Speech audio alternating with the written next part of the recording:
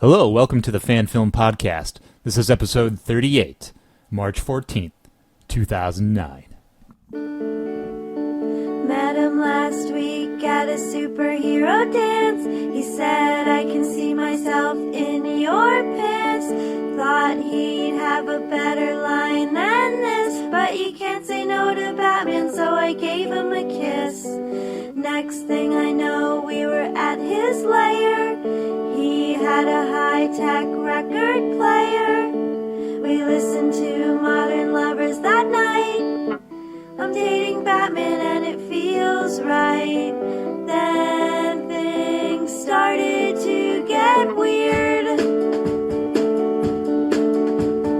Middle of the night, he would disappear. He'd come home smelling like bad guys.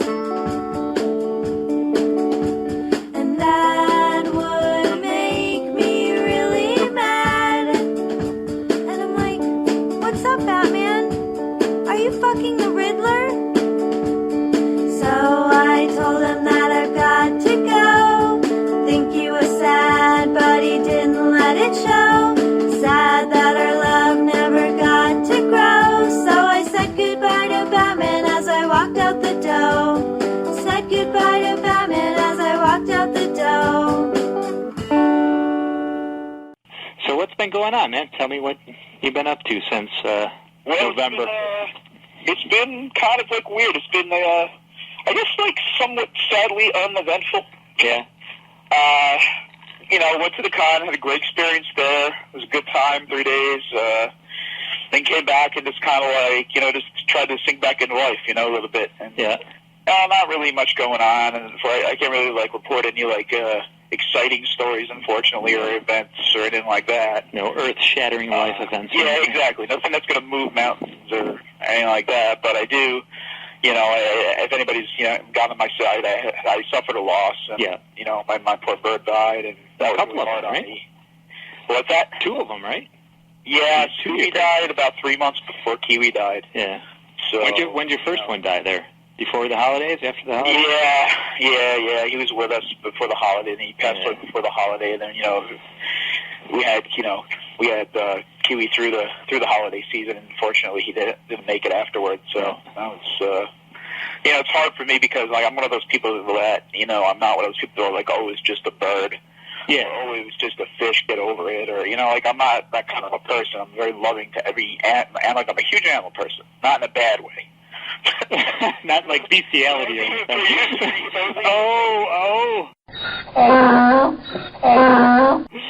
Give me some beak. You got me single. That sounds dirty too.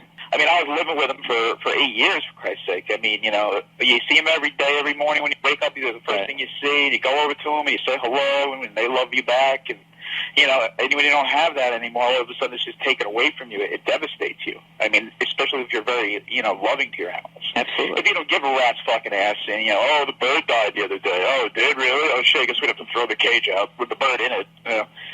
There's people like that. They're just like, I'll throw it in the garbage. Yeah, if you're like me, I like animals more than I actually like people in 95% of the cases. That's my motto. I say humans suck all the time. Yeah. We really do. We really, really do. Somehow we're going to have to segue that into fan films again. So anyways, yes, sir. You went to the New York Comic-Con in yes, I did. Late February, right? Yes, I did, sir. And did you go by yourself? The exact days. No, actually, Patty came with me again. You took your new pet? My photographer. Basically, Friday was like last year. The year before was basically for press people, industry people. It was a good time to come in there. You didn't have the huge crowds that were crowding the floor and waiting online. You had to wait online because they were waiting online. There was none of that because it was all this press people. I was roaming the floor and just checking out the toys, checking out the exhibits, checking out the artists who were setting up their tables, and figured I'd just took a walk around to Artist Alley, which has pretty much all the comic artists. There's 2 or 3 lanes worth of tables, which they call Artist Alley, and pretty much everyone from there was Erwin Hansen who created Wildcat, who I spoke to actually. Unfortunately, I didn't get that conversation. Oh, really? The DC Wildcat? Yes. No shit. It was a very interesting conversation I had with him. The man's really old dude, but he was really cool. We basically talked about. I went to him like, you know what? Like, I love the Golden Age, and I said to him, I'm 33, so I'm going to be 34 in April. And I love the Golden Age. I think the Golden Age is just, like, fantastic. Like, I can't fathom, like, sitting in your house and the new thing being Superman came out. You know, this new character, Superman. Mm-hmm. Or this new character, the Green Lantern. You know, these new characters. And that's, you know, in his day, what was going on. I said to him, you know, you had your radio shows. You had, like, your Green Hornet and the Blue Beetle on the radio. But at the same time, you also had them in publications and pulps, and you also had them in comics. So it was, you know, really, really kind of like almost surreal to talk to a guy who created, like, you know, an icon. I mean, Wildcat is still today, you know, featured in DC Comics. He's on the Justice Society. Right. And he was in the cartoon. He was in the Justice League Unlimited. So I said to him, like, you know, I couldn't help but notice, like, you know, he's a real scrapper, and he's got, like, the hand wraps on his hands. And I said, is he by any chance, you know, based on a boxer? And I did, you know, as quick to be, he said, oh, yes, definitely. And, you know, he loved boxing as a kid, and he said, you know, he wanted to kind of make, you know, there's no superhero boxers, he said. So let me try and come up with a character that's kind of like that, and that's where he came up with Wildcat. So it's pretty much the origins of that character. Which is pretty, when you watch Justice League Unlimited, it was kind of like an underground fight club for superheroes, right? Yeah, which I thought was kind of cool, actually. I can totally picture him in that. Wasn't there supposed to be a fan film for Wildcat? There was this guy that was... My understanding, it's still in the works. The people who made Batman Formulas, they're doing it, and it's called, I think it's JSA Chronicles. Exactly. Something with the Wildcat title. I forget the name exactly. You give me people from the creators, but they were supposed to do a fan film. There was a poster from like a couple of years ago. Different members. Yeah. What's that? There was a poster from a couple of years ago that we actually put on the comic book bin, which I stole from you. Yeah. I still got it at Fanboy Theater, so, you know. Huh. Anyway. So, yeah, he said that's basically what he was based on, was, you know, boxer, and he was, you know, brought up loving boxing. And right. I said to him, you know, I'm just asking this question for kicks, but I said to him, kicks, boxing, your character is going strong. What's that? I said kicks, boxing, kickboxing. Okay, go. Yeah, there you go. Hey, I didn't make the connection. But I said to him, you know, I mean, he's still around today, and I said, do you actually read any of the new comics that are in, any of the new titles at all? And he kind of looked at me and shook his head, looked at my face and went, I don't look at that stuff. It was really funny. I thought it was really funny. I was like, oh, that's real right there. You know, that's an old schooler for you. Yeah. So I thought that was kind of cool. I was like, yeah, I don't blame you. So I said, but, you know, I said it was an honor to meet him. And, does he work on things now? As far as I know, no, I didn't go as far as asking him that. But he signed a copy of JSA, which I brought with me for him to sign, because I knew he was going to be there. And got that signed after the long convo we had, and I thought that was really awesome. Unfortunately, I didn't get it on tape. So I feel like autograph-wise, I got him. I actually got, let me see, I'm looking at my list here. I got Len Wayne. I don't know if you know who he is. No, you're going to have to explain all these people. Or it might be Weena. I might be mispronouncing the man's name, feel bad, but he actually co-created, and these are biggies, he co-created Wolverine and Swamp Thing, which are, you know, two heavy hitters. So I got a chance to meet him and talk to him. It was kind of a brief conversation, but more or less he signed my Swamp Thing copy and my Wolverine issue, and I said to him, you know, like Swamp Thing's kind of like a way out there character. Yeah. I said, where'd you come up with Swamp Thing? And he kind of looked at me and it was funny. He went, you know, I really don't remember too well. All I can remember is just being on a subway train and thinking, there's a guy who comes from the swamp, and he's a good guy, not a bad guy. I think that was like his explanation. He's a thing. Oh, okay, he comes from the swamp, and he's not a bad guy. All right, so he's Swamp Thing. Makes me kind of think about the guy that created Man Thing, what he was thinking about. Was he thinking about things that were... not straight. Right, exactly. I'm just thinking about Man Thing. Not to say there's anything wrong with that, but I'm just saying, was he thinking in those terms? We don't know. Okay, so I got him. I got Brian Bolland, actually, who did the art for Killing Joke and a lot of other big-time comics. Oh, really? You got to meet Brian Bolland, which was kind of cool. He's been a hero of mine for years. Yeah. That was an Alan Moore. Who wrote that? Alan Moore? Yeah, Alan Moore wrote Killing Joke. He did the illustrations, which are out of this world. He's amazing. I know things. I got him to sign kind of like a rare one just for fun. I was like, here you go. Handed him a copy of Secret Origins. It was the 80s. Yeah. The 80s. Yeah. We really redid them. The first one or second episode was Blue Beetle, actually. Yeah. My issue had Sandman, the Golden Age Sandman. Yeah. And it also had Guy Gardner. So Jeez. it was kind of like an obscure issue. And I went to him, I was like, how you doing, sir? Oh, nice to meet you. I bet you haven't signed one of these today. And he looks at me and goes, no, I certainly haven't. In years, he said.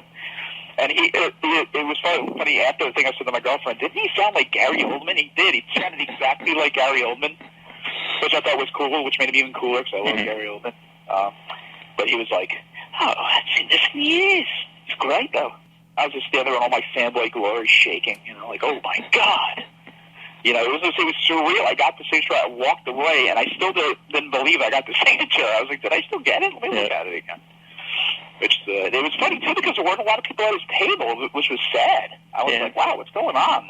Meanwhile, these New Jack motherfuckers who had any tennis shoes under their belt of anything have fucking, lines around the corner, all these pimply-faced modern-day fanboys who aren't, in the know, Well, do you figure, is the crowd a younger crowd, or kind of your age, or older, or kind of a mix? I was seeing actually a lot of diversity. I was seeing older people, younger people, people my age, people ancient like you. Fuck you very much. I had to do something. It begged for me to answer that. But anyway. Thanks, asshole. So, there was all walks of life there. It was cool, There was a guy walking around in a friggin' gigantic Hulk costume. It was the craziest thing I've ever seen, literally. It was homemade. The guy looked like it. He stretched like a circus tent's worth of fabric over these gigantic, foamy block muscles. And the thing was standing at least 10 feet tall, and it was scary. He'd come and chase you behind it, and the eyes lit up. The Hulk eyes lit up, and he went, and he'd scare the crap out of you. I actually have a picture. God bless me. Alex Saviuk, who did, he was pretty much like a Bronze Age artist. He did a lot of Superman stuff in the 70s. He went to JLA for a short time. I got his autograph. He was another old schooler I got. Cool. So the first day was a lot of walking around, shaking hands, handing out cards for both, our podcast and Fanboy Theater. Just trying to introduce people to us who didn't know. And the first person I got to meet actually was Mr. Ray Felix, who was first on the interview. Hey, this is Fanboy Will coming to you from New York Comic Con, and I am here with Ray Felix. Okay, Mr. Felix, who are you and what do you do? I founded Javits Studio, which is basically an independent comic book featuring the title World Without Superheroes and Bronx Heroes. Been doing this for about 9 years, and we're doing the show like we did last year. How did you find the turnout last year?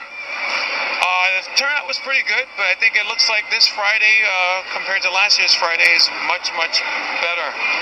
I'm agreeing with you. It's a lot more stuff. It's easier to move around, I think, than last year. And now let's just kind of jump into... Could you name some of your titles, where you could get them, stuff like that? Well, I'm a New York-based comic book guy operating out of the Bronx, so most of my titles you can find online at www.coupleofjavisstudio.net. Whoops. And this is live, man. You're allowed to It's all good. And any comic book store in New York City in the metro area, you can actually find my books. World Without Superheroes, Odie's Helpful Hands, Bronx Heroes, God's Second Coming, the whole thing, everything. Yeah, you can also find Andrea Grant's Minx that we actually work together and do stuff together. Yeah, there's a lot of cool stuff on display here. Looking really, really good. A lot of different styles. So that's always a good thing. So let's kind of cut into the film aspect of it. So what do you think about fan films and fan film creators? I think they're great, and most of the fan films are actually better than the actual comic book movies that Hollywood puts out. Exactly. Me and my friend Chris talk about this all the time on the show. All the time. That's one of our golden rules we repeat again. Once again, give it to a fan. Take it away from Hollywood, give it to a fan. Don't fuck it up. Yeah, No? I agree. I just saw the trailer for Aquaman. It looks horrid. It looks like Catwoman. I'm actually a big Aquaman. A lot of people diss Aquaman, but I love Aquaman. I love Aquaman, but I'm not hating on Aquaman. Aquaman's been around. Since the Yellow Gloves, I've been digging Aquaman, Had to ditch those. Looking kind of weird. But anyway. All right, man. So listen, it was a pleasure to meet you. And can you give me your information one more time? Where can people reach you? You can reach me at coffeejoe1973@gmail.com. And check out my movie, Feliz Navidad, where we did our comics there. Me and Creative One Comics with Star Wonder. Go. All right, buddy. Listen, thanks for your time. It's nice meeting you. And take care. On the Fan Film Podcast, this is Fanboy Will. Bye. So, that was cool. And after that, who did I talk to? Miss Horrorfest. Miss Horrorfest. Oh, okay. Be nice. She was nice. Yeah, But, she screamed really loud at the end. Well, let me tell you a story about that. Last convention, me and Patty were there. We were walking, I think it was Saturday. We were walking around, and we kept hearing this ear-piercing scream. I'm like, is Black Canary here? What the fuck is going on? I just kept hearing this ear-piercing scream. And we were like way in the back of the convention. We heard it like crystal clear. Like, somebody was getting murdered? Like, what's going on? And we just kept hearing it. And then eventually we made our way over to the screaming, and we saw this girl, and she's your typical, not to say she's typical, she's just Anti-typical. I guess typical horror film type. She had the blonde hair, she's a good-looking girl, and she was like grabbing her face, going, she'd be chased by Jason or whatever. Mm-hmm. And I said, there it is. I'm like, there's the source. And I was kind of like, I felt bad because I was like, who the fuck is that asshole that keeps screaming? I was like, it's so fucking annoying. And I saw her, and I was like, I feel bad because she's trying to promote Horror Fest or whatever. So I guess a good way to get people to come to a Horror Fest would be to scream like you were experiencing some type of horror yourself. Or being slashed or hacked or... Hey, this is Fanboy Will again. I'm here today with... Greetings, this is Victoria Tim, Miss Horrorfest. You can call me Vic Tim. Okay, Vic. So tell us about some of your films that are here today and were coming in the future. I'd like to hear. Well, we just had our Horrorfest 3 in January, but the DVDs are going to be coming out March 31st. These films are awesome. They're totally different. And we have a Japanese one that's subtitles. We have one set in a hospital, one with zombies. You name it, we've got it. That's all stuff I enjoy a lot, so I've been feeling I'll be watching some of these movies, definitely. So, can you also tell us about how the fan turned out today for support? The fans? Yeah. Oh, the fans are great. They've been killing me all day. By killing, is that a good thing or a bad thing? Oh, yeah. I mean, when your name is Vic Tim and you're advertising the 8 films to die for, trust me, death is on your list. Has there been many hittings on you today? Yes, and several bludgeonings. We always ask stupid questions, so I had to throw that one in. No, I'm looking forward to a decapitation and a mutilation later, so... Okay. What's your favorite color? Red, of course. Red for blood. Red for blood, legions of the damned. All right, so listen, it was a pleasure talking to you, and good luck with everything. If you want to find out a little bit more information, don't forget to go to www.horrorfestonline.com. Check us out, Horrorfest 3. There you go, we'll do that. Listen, it's a pleasure meeting you. Take care, and good luck today with everything. Oh, one more thing to say. Okay, hold on. Wow. Oh my God. You win. Ran into the old friend of ours, Chris Notarile, who was at the show, and he always, shows up at his cons dressed up as either a superhero or one of his characters from his own independent films. But he was also there representing his new Phantom, which is Daredevil and Elektra. It's, right. And he just came out with that Joker one, too. Yeah, that's his newest one. He just came out with that. I haven't had a chance to even review that all the way yet. But he was there promoting at the time. What is it? Hand of the Devil, I believe. Not the Joker one, I don't think. No, I'm talking about the Elektra. It was Elektra. I'm not sure. So the Hand Clan and Daredevil. Something like that. Today with Chris Notarile of Blinky Productions, an old friend to the site. So what have you got to say about today's turnout? Chris, what do you think so far? It's pretty big. I like it. Coolness. So you're here today promoting any of your work? We're promoting the new Elektra movie, The Hand in the Devil. We're promoting Methodic, my feature film. We're also going to be doing a couple of new things. We're going to do Ultimate Scarlet Spider, Ultimate Elektra. Nice. And we're going to do something with Deadpool pretty soon. I've been waiting for the Deadpool for a while now. The poster's been teasing me for a long time. You must see the Deadpool soon. Soon enough. We have to wait for it to get warmer. We got a really cool script that we're working on. I'm just in the way of everybody right now on the floor, so I have to apologize. This is the way it's going to be all fucking day, so we have to just deal with it. Anyway, so you'll excuse me. I have someone to kill. Okay, please do. Yeah. So he was there representing that, and I was like, dude, what's up? Because I saw him in his costume, and he was like, oh, he kind of surprised him. And we just kind of briefly talked, and then he had to go murder somebody, apparently. Did you hear that? Yeah, I heard that at the end of the interview. Yeah, so he had to go talk to some other Hollywood person he knew. Leave me alone. Sure it was. I think I ran into the Rainbow Bridge guys. I was kind of walking through the aisles, and you know how people just kind of like in the city, they hand you shit, you throw it in the garbage, like, here, take this, I'll throw it out. Right. Or I'll put it in my pocket, and when I get home, I'll have like 8 balls of wrapped up shit, like messages or whatever. So I took this one guy's in his orange, so it kind of stood out. I looked at it, and I went, Rainbow Bridge, and I said, I know these guys, because it was maybe like 4 months before the con. I noticed when I was surfing the web for fan films, I saw Rainbow Bridge, and I said to myself, well, what if it's a Thor fan film? Because, the Rainbow Bridge of Asgard and all that crap. So I said, what if that's Thor? So I went onto the site, and I said, holy shit, this is a Thor fan film. There's like none of those in existence. Hi, this is Fanboy Will. I'm here today with Nilsson and Terence Krey. And what are you guys here promoting today? We're here promoting our web series Rainbow Bridge. And that's, I would imagine, a Thor-based web series? It's about Loki, Odin, and Thor coming to Earth to stop the Ragnarok, and they kind of get sucked into the whole high school scene and have to deal with the whole world that they weren't really ready to get into. It's kind of like Thor in Smallville. It's very close to that. Very close. I can just picture, like, Third Eye Blind playing as Thor wisps back his hair behind his ears. You are so close to what really happens in the episode. I'm psychic. I'm a psychic nerd.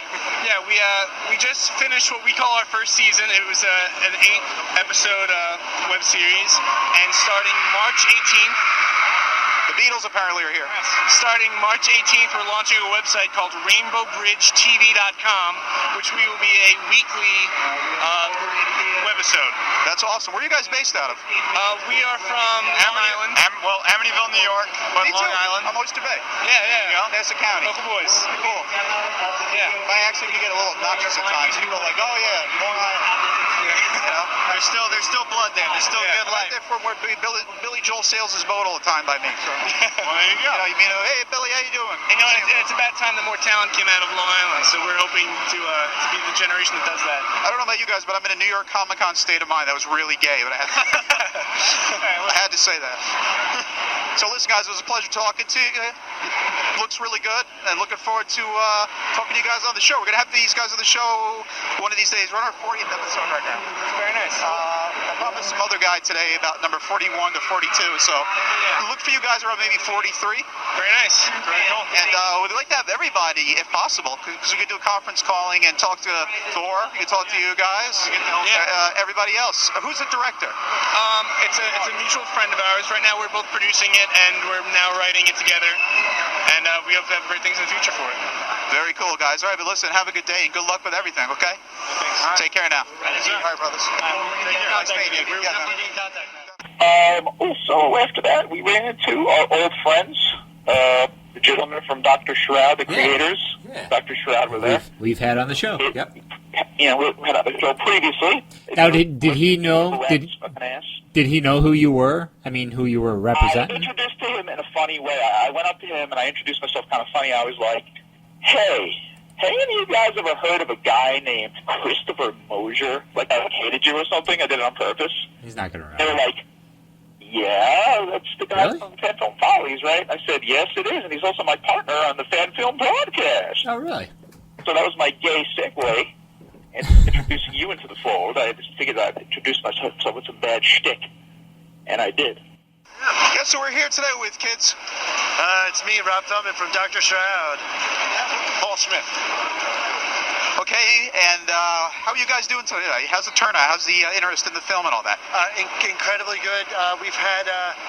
We're giving away these fangs and free tattoos, and it is going like bananas. So I just hope we have enough for the next 3 days. But yeah, we got some people coming by, which is cool, and we're talking about the film script and everything else, and the toy and blah blah blah. It's better than a fucking keychain. That's right. That's true. Yeah, because nobody uses a keychain. I know, you put it in a drawer, your junk drawer, and it's there for like 3 years. So you have about 1,000 other ones next to it. Or the other one, the postcard. Who are you mailing that to? You know what I mean? Nobody. Here's a picture of a guy getting his head chopped off by a half-naked lady. Hi, I'm in Hawaii. Doesn't make sense. No sense at all. I'm really digging the Dr. Shroud figure over there. Oh, cool. Yeah. You know, that's the prototype. But because of Chinese New Year, they were a little bit delayed. So we should be getting them March 1st is like our release date after everything's all worked out. But yeah, cool. Something tells me I'll be one of the customers. Something just tells me. I'm liking it. Cool. Thanks. I think we're probably going to distribute it. We've had some interest already in distributing that toy. It'll probably go through Fangoria as well. So. Oh, sweet. So you got a purchase with Fangoria today, or? Yeah, we've been working with Fangoria. We're going to be doing some stuff together, which is really good. So we love them. Very. I'm sorry.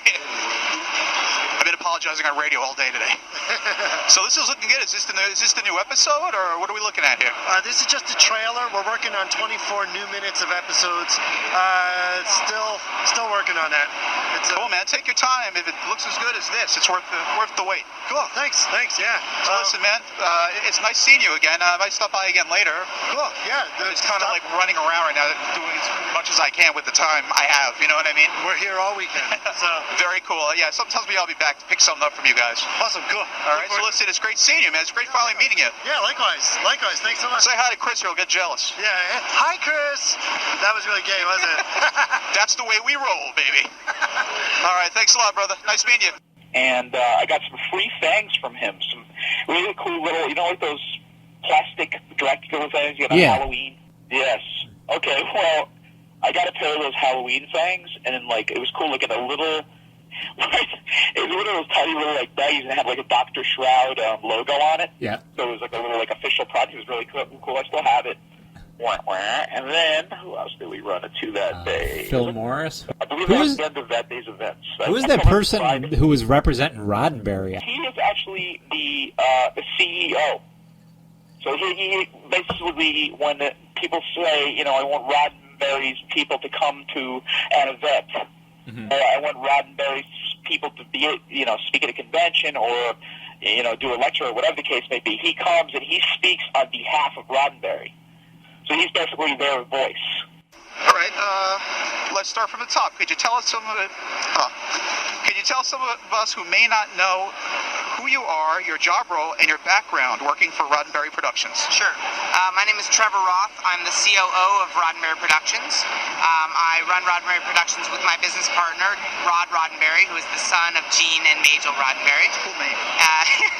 Can't get any cooler than that. That's a really cool name. And basically, our mission with the company is to really continue to fulfill the promise that Gene and Majel had left to us with their legacy of creating great science fiction content in a number of different media vehicles that we have available today.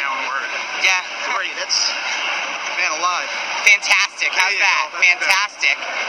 And really quality science fiction for people, out there in the world who are really looking for something beyond, just the explosions and the sex and the, beautiful women and all those things, which we love. I was going to say, there's something wrong with that? But obviously, underneath it all, a really good story, good characters, a lot of depth, and something that can be really compelling to people out there so that they can say, along with looking at amazing women and large explosions and all those kinds of things, they can say, this was really worth my time, worth my money to be spending here, either looking at this book or reading this this comic or watching this television show or buying this game or whatever it be. Very good. All right, sticking with my own cards, not good. All right. What was it like knowing Mr. and Mrs. Roddenberry and the multi-talented actors that made Mr. Roddenberry's vision a reality for so many, both in the past and to this day? Wow. Well, I happen to have known the Roddenberrys for a very long time. I was a childhood friend of Rod. Really? And so I've known Gene since I was, had known Gene since I was 12 and known Majel from that same time period. And, you know, it's funny, you know, as a child I knew them as my friends' parents, and because of that, you know, they were very fun people. They were obviously sort of extreme in their ability to be kids themselves and all that kind of stuff. Got it. And ever since I have joined Roddenberry, and I think, you know, my business partner as well, you know, as he got older, is when we started to gain the ability to have a reverence for what they accomplished in addition to who they were. They were great people the whole time I knew them, but you know, the ability to recognize what they created and the legacy that they have now left to us, as you know, sadly, we lost Majel very recently. I was just going to actually touch on that briefly. Sorry to say. Yes, so, you know, obviously a tremendous loss for us, but it has definitely saddled us with a tremendously good legacy to make sure we're taking care of and continuing for our fans all over the world. Now that's one rock-solid foundation. I can't think of a better foundation. Mr. Roddenberry is the Mount Rushmore of foundations. This is okay. Let me see what I got here. Okay, do you have a favorite Star Trek series? I do have a favorite Star Trek series, and I hate to choose one because I always feel like I'm don't make any enemies. I'm asking for trouble a little bit, but I have to say that my favorite is The Next Generation. Perhaps it was because that's the one I sort of grew up with, as I think happens with many people, but I also found a certain level of excitement and maturity in the second one. You know, we always were told, and it's amazing to learn about how Gene thought about things himself, but that when he talked about Next Generation, it was always the evolution of Star Trek, the original series, had it been on throughout the entire process of the time that it was actually off the air, and that it reflects the maturing of Gene Roddenberry in many ways as a person and as a writer. And I think for me, when I look at that series, I just feel like there's such a Roddenberry element to it, and it is like kind of that maturity level for some reason in its content, in its stories, in its character, that even as a young child seemed to resonate with me, in addition to, of course, having, you know, the better special effects than the original and all that kind of stuff. So I think, you know, everything seemed to tie together for me in addition to where I was in my life that made that one, you know, resonate the most. But obviously every Star Trek, even the ones that Gene wasn't around for, is something we're proud of, and it just speaks to the immense power of the concept and the ideas behind it and the stories and the characters that could have so many incarnations. You know, you could just go on and on and on. Branch off here's Sulu's ship, you know, here's Sulu's ship, here's Chekhov, we're bouncing around, so. And I think that's what we try and do, you know, we try and, you know, create stories and characters and ideas that can really proliferate various media types and various time periods and audiences so that it can last a really long time in lots of different places. What we're not trying to create ever really at this stage in our careers is a television show or a movie or a video game. What we're trying to create is a universe, an idea, a philosophy, a piece of entertainment that can go into all of these places but not have to be limited to them. Exactly. Well, that's great. Speaking of which, can you tell us a little bit about your webcomics? I know there's a series called Gene's Journals and Rod and Barry. How do they come to be, and what is your role in the series creations? Actually, I was the series creator for each of the two, so I can tell you exactly where they came from. But I am very, very happy to say that a gentleman, named David Reddick, who's the creator of Trek Life and also works on Garfield, is the person that helps us bring them to life every week, twice a week on Roddenberry.com. For Gene's Journal, you know, I'm really, I guess if you haven't seen it yet, just get ready, hold on to your hats, because it is the true story of Gene Roddenberry, for those of you who don't know. It doesn't seem it, though. It's yes, so funny. I know, it seems strange, but many people think of Gene as a visionary, they think of him as a genius, and the truth of the matter is, he was none of those things. He was a boy at heart? He was a boy at heart. He was actually abducted as a child. You know what? And Until recently, and I'm a Star Trek fan, I've never heard this. Until recently, I heard this, and I said, some X-Files stuff going on with Gene. What's happening? Yeah, so the story goes in Gene's journal is that, Gene was abducted as a child by aliens, and his adventures throughout his childhood were noted down in his journal, Gene's journal. And it was only later in his life that he went back to this journal, and it was utilized as the muse, if you will, the origin or source from which all of his amazing ideas came from. And in going through Gene's journal, if you want to go to Roddenberry.com or Gene'sJournalComic.com, you can see all of the amazing adventures he has had with Agent 4 and Agent 6, the aliens that abducted him, and many references to your favorite characters, your favorite monologues, your favorite stories, all those kinds of things that you already know and love from Roddenberry, having to do with Star Trek, Earth Final Conflict, Andromeda, and the rest.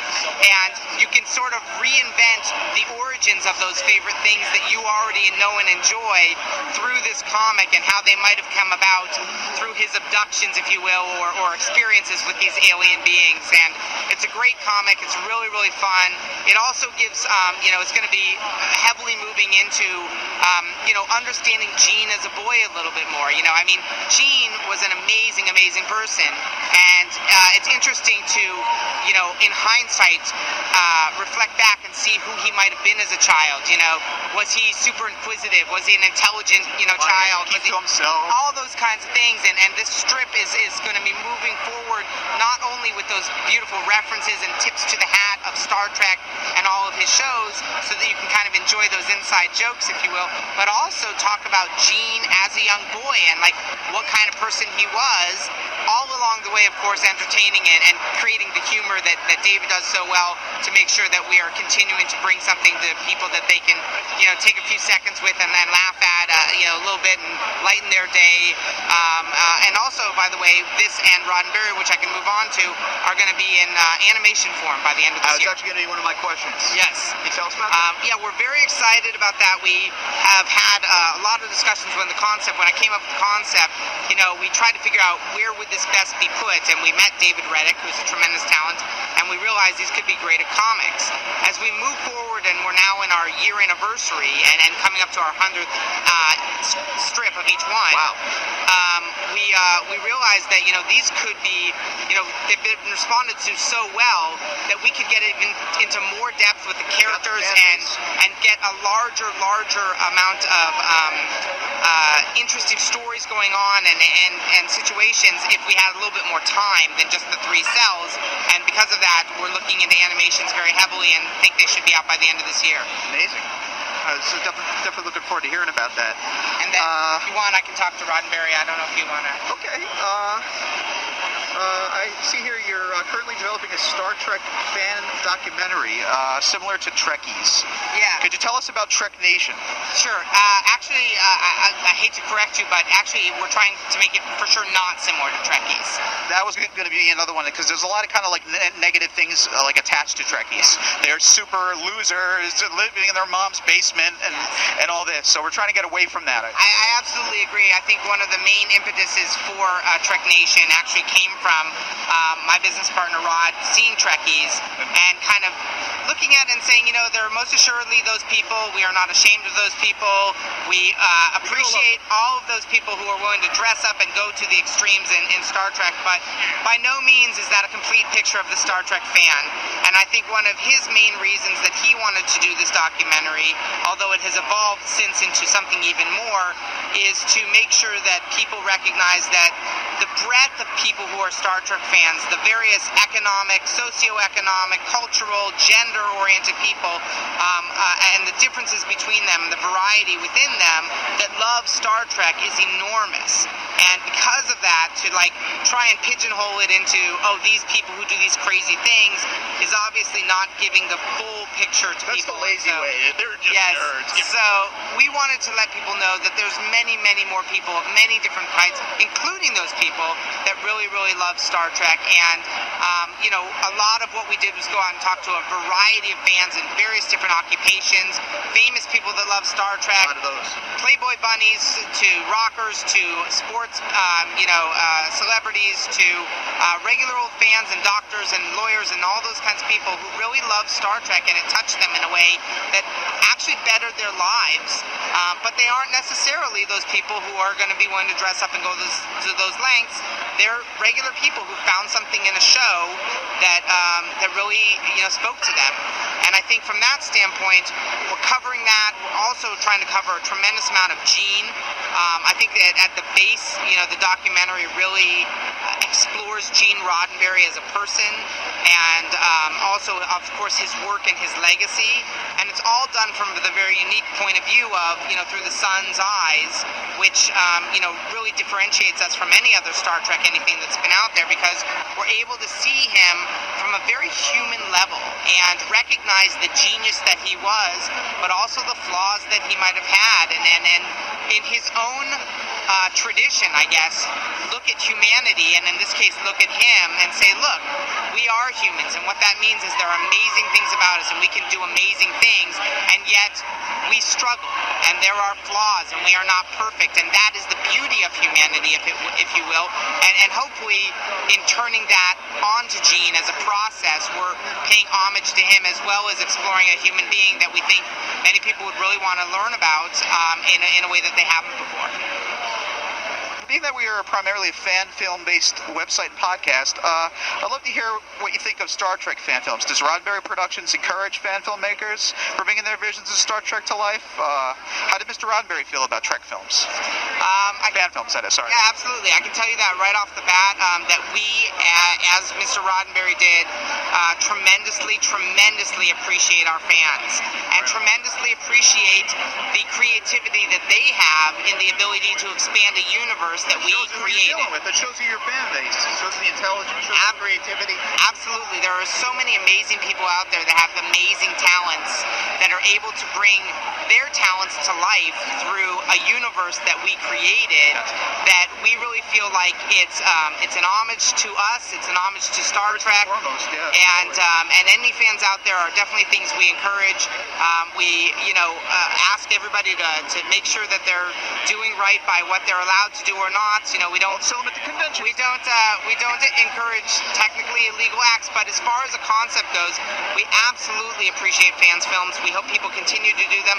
We appreciate the fact that people are taking their time and oftentimes, for their own from their own resources, putting in money and efforts and capabilities that they have as professionals or hobbies to create these things out of a pure love of something that we created, as entertainment for them. So it's a very cyclical process from that standpoint. We really appreciate everything that people do. We would not be here without our fans. I think that out of all the science fiction out there, we can say that most specifically given the campaigns that were created so long ago to help Star Trek stay on the air, and the campaigns have been created since in the conventions, that our success is absolutely tied to these people, and therefore their expression on what we've created through these fan films is not only encouraged but perhaps essential. I mean, I'd say, and it goes all the way back to this started in the 70s, I believe, the start of the Star Trek zines people were putting out. People were putting out underground magazines before Starlog and all these other magazines, and that just shows you right there. That was just the print thing. We didn't have the computers back then, so they said, you know what? we got to get our thoughts and our feelings and our love of Star Trek out there somehow. So they just gathered together their pennies, went to the coffee shop, and made up some fan-made material. So I would feel actually remiss if I didn't mention our other comic that's on the web right now. And the reason I want to mention it actually is because it literally is an homage to fans in a way. We so appreciate our fans that we thought of, if there was an instance or a way that we could put them in the spotlight in some way, in something we create, wouldn't that be great? And I came up with this idea called Rod and Barry. Again, can be found at roddenberry.com or roddenberrycomic.com. And Rod and Barry are aliens who have been sent down to Earth by the Supreme Overlord to scout Earth for annihilation. Now, in their scouting of Earth, they happen upon science fiction, television, and entertainment through signals that are coming up from Earth and this and that, and they become the first ever ultimate space geeks. And who better to speak about science fiction than aliens themselves, of course. All they do all day is sit around on their couch in their spaceship talking about, thinking about, breathing, living, arguing about, and debating science fiction. A very human thing. Yes, which actually is great, by the way, because it's a very symbiotic relationship between the fans that read it and the script itself. I guarantee you many of the conversations I will hear at this convention now in New York, while I'm standing in line for the bathroom or standing in line for food or whatever it is, are conversations that then bring to life Roddenberry and the exact same arguments or debates they'll be having about whatever's going on in science fiction today. That was episode 23. Absolutely. Those kind of very current discussions that you hear all the time or have with your friends are the same discussions that Roddenberry, tend to engage in regard to what's going on in science fiction, almost in a, Siskel and Ebert meets Beavis and Butthead meets science fiction kind of a way. And I think from that standpoint, we hope that the fans realize this is sort of a strip about them for them. It's not poking fun at you, it's celebrating. Yes. Okay, speaking of Trek Nation, any release date or? It's a good question and a fair question at best, or at least, sorry. Trek Nation does not yet have a release date. We are hoping for 2009 as a year for its release. The reason being is that we really wanted to make sure that we had the creative power to finish the film and make it exactly the way we wanted it to be. Especially for Rod, my business partner, it's obviously a very personal story in that way, and we wanted to make sure it was really perfect for him, for the family, as well as for the fans and their thoughts on it and all those kinds of things. We figured by bringing them a finished product, we would have the most creative control possible, allowing us to create the film we wanted to create, that we wanted to show fans. And once that's done, which it almost is, we'll deal with distribution, and we believe that that would happen pretty quickly, and that we would hopefully have it out by this year. Oh, right, cool. Good stuff to hear. Speaking about the fan films, do you have any favorites? Wow. I think that there are a lot of favorites that we have. Some of them actually aren't even within the realm of Star Trek, but within Star Trek, I think that what was New Voyage is now Phase 2. They do amazing stuff. James Cowley and his crew over there obviously put out stuff of a very high caliber in regard to fan films. The people they get to give their time and their expertise for those films is quite amazing. In addition to the writing, the of course, sets are incredible. Like the costuming, everything is just. Hidden Frontiers is another one that we seem to engage with a lot. And we think that their exploration of different kinds of stories that allow for things that perhaps weren't as explored or as well explored in regard to sexuality and other in regard to Star Trek is a great group of people. Of Gods and Men, recently, arguably a fan film, arguably not, depending on how you see it. All of those things we think that are just amazing pieces of entertainment that we feel are a complement to hopefully the job we've done and help continue the legacy of Star Trek and its world for generations to come. I mean, they even got Chekhov and Sulu to be in these fan films. Absolutely. I mean, I think the fact that the people who created it, I guess namely us, and the people who were writing episodes, a lot of writers, DC Fontana, David Gerald, the actors that were in the original series and other series, all being willing to be part of these is a compliment to what the fans are able to create and the level which they're able to achieve, because I think that if it were, what perhaps executives at the studios would say are fan films and therefore not up to par, I really don't think they'd have the participation that you're seeing from people these days. And I think that is absolutely saying something great about fan films themselves. Definitely does. I mean, you're not going to get George Takei to just do any old thing, He's going to have to approve of it. So that tells you something right there. Okay, let's get to the current situation. Any feelings on the latest latest Trek film to be released, the new one? Yeah, definitely a lot of feelings about that. Me too, mixed. Yeah. I think that, overall we're optimistic. We're cautiously optimistic, I suppose, because until you see it on the screen and kind of feel like, okay, it's up to par, you never really know. But as any fans of Star Trek, we're excited about a new incarnation of Star Trek. We're excited about it being created by someone who is a Star Trek fan and really cares about the legacy and cares about where it came from. In discussions with J.J. Abrams as well as his people, we know that he's taken great care in hopefully making sure that the soul of Star Trek is still included in this. He obviously has to evolve it. He has to make it for today's audience. We don't expect it to be exactly a replication of anything that came before it, as I don't think anybody should. But I think never going to be another Shatner or Nimoy. Yes, you're not going to get that. Absolutely, but I hope that as long as he's kind of included the major tenets of what we believe makes Star Trek, or what we believe makes a Roddenberry project, we feel confident that it'll be a great showing and introduce Star Trek to a brand new generation. In closing, what can we expect in the near future from Roddenberry Productions? Anything that you want to plug right now? Those who can't see me, which is everyone. Websites, everything. We are currently sitting in the Archaea booth, and we're here at New York Comic Con partially to introduce and announce that we are in collaboration with Archaea going to be creating a brand new comic book series called Days Missing. Okay. It will be a Roddenberry creation and concept, and the people at Archaea are going to help bring it to life in comic book form as well as a graphic novel. And it should be something that is tremendously novel and unique within the comic book area that people have never seen before, and definitely speak well to the Roddenberry name and the Roddenberry legacy that we hope to continue. Great. And can we have a website address for people to go to for the comics, for the strips, everything? Absolutely. You can go to Roddenberry.com to find just about anything on us. In addition to that, if you want to hear about any of the specific projects for Gene's Journal, you can go to genesjournalcomic.com. For Rod and Barry Comic, you can go to roddenberrycomic.com. For Days Missing, which is the name of the new comic that's going to be coming out, that's an actual comic book, you can go to daysmissing.com.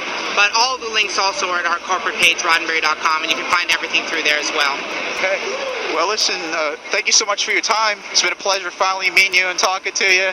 We've been playing the whole online tag, phone tag thing back and forth, so it's great to finally sit down and talk to you. You're a really nice guy. I really appreciate it. Thanks for giving us your time. It's been a pleasure, and I just want the people who are going to be listening to this or reading your things on your site to know that we have not forgotten about how much we appreciate the fans and how much they have brought us, and why we are still here and a force to be reckoned with today in science fiction, and is most assuredly because of you guys. We want to be heard. Well, that's the thing. We want to be heard, and we are. So that's good. All right. Well, thank you so much again, buddy. It's been a pleasure. So it was a great conversation. It was very interesting, and got to know some new people. It was very cool, and the door's always open, he said. And this concludes part one of Fanboy Will McKenzie's experience at the New York Comic Con.